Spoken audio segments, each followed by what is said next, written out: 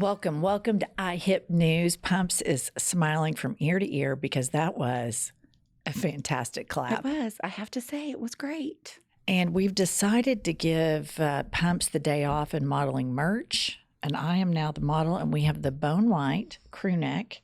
So cute. That says, I've had it, in our merch store. And on the back, what does it say?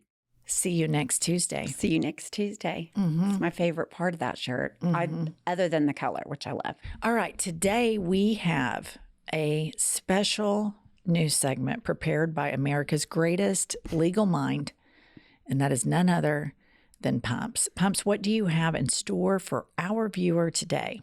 I thought today would be a great day to talk about all the Republican quote-unquote leaders that run around sucking Donald Trump's dick. Are you talking about the alpha males? The alpha males that are about as alpha as my right breast. Right. They are the biggest pussies, dick suckers. After Trump says horrible things about these people, they can't line up to suck his dick fast enough. So I want to start with Mitch McConnell, who we know first of all, look at him. That is the leader of the Republican Party other than Donald Trump. That's embarrassing. But anyway, so our dear Donald and Mitch have a long history. Seth, will you play that video? January 6th was a disgrace. American citizens attacked their own government. They used terrorism to try to stop a specific piece of domestic business they did not like. They did this because they'd been fed wild falsehoods by the most powerful man on earth. Because he was angry, he lost an election. Former President Trump's actions preceded the riot were a disgraceful dereliction of duty. Okay, so subsequent to this, he votes to acquit him of impeachment. Trump calls him a rhino, which he calls everybody a rhino, who cares? Then he calls his wife terrible racial slurs. And guess what this asshole did the day he announced he was stepping down from being the leader of the Senate? Kiss the ring. He kissed the ring. Then after the primaries, he gave his full endorsement to Donald Trump. So I'm just like, what happened? Where is your brain? But he's not the only one. This is what's so insane about today's Republican Party, because everything he just said was accurate. Absolutely true. And he has this moment of sanity and this moment of a reckoning to say, okay, we all saw this. This is what it was. This guy pitched a fit and riled up all of his supporters. Based on a lie. Because he lost an election, and we had American citizens attacking its own government. He said it crystal clear, and he said it black and white.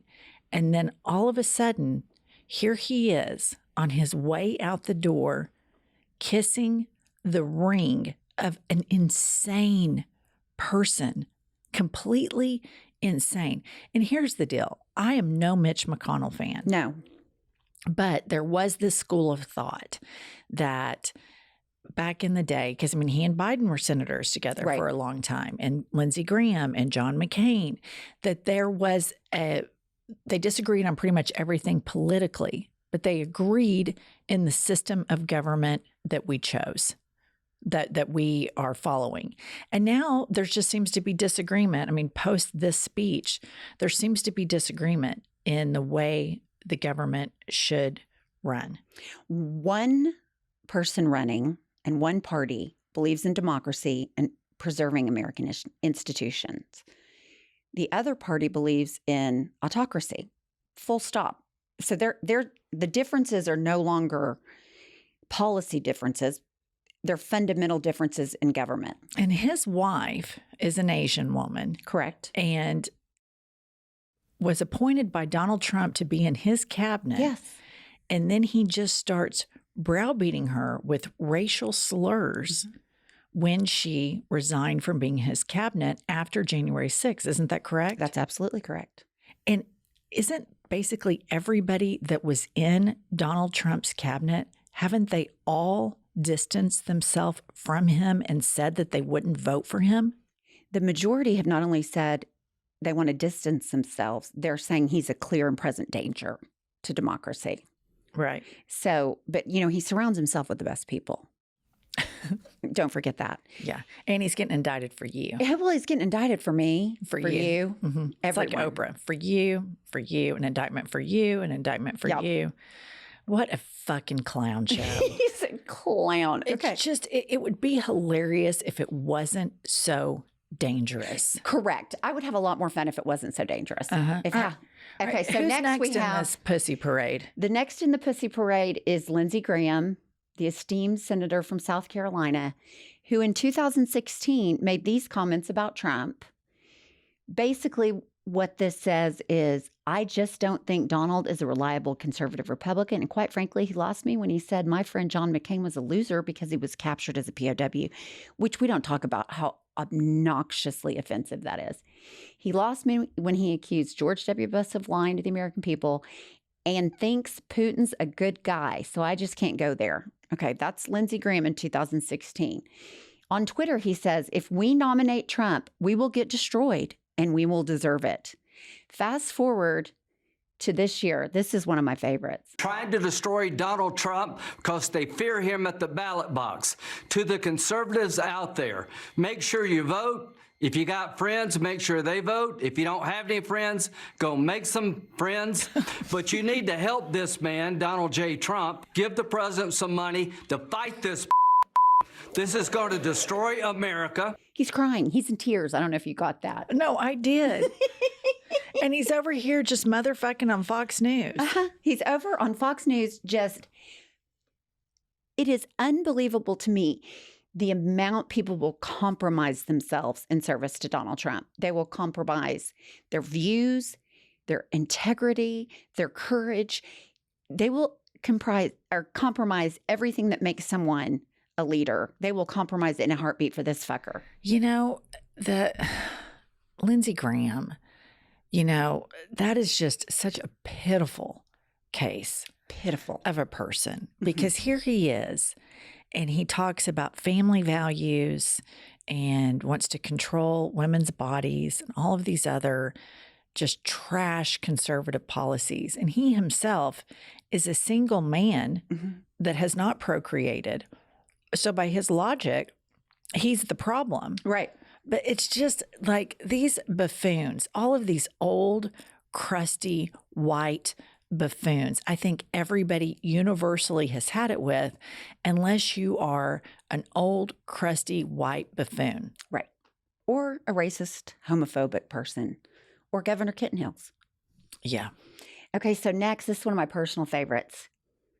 Former Speaker of the House, Kevin McCarthy, who I have seen in the airport. He's not as unattractive as you would think in person. That's here nor there.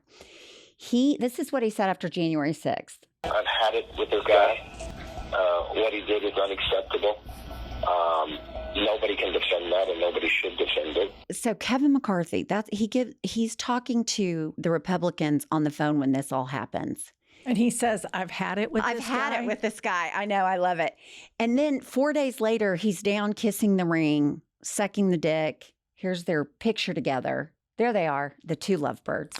I remember when this happened, and I remember just thinking, like, these people talk about their masculinity being under attack, and, white males are being persecuted. They literally say this shit.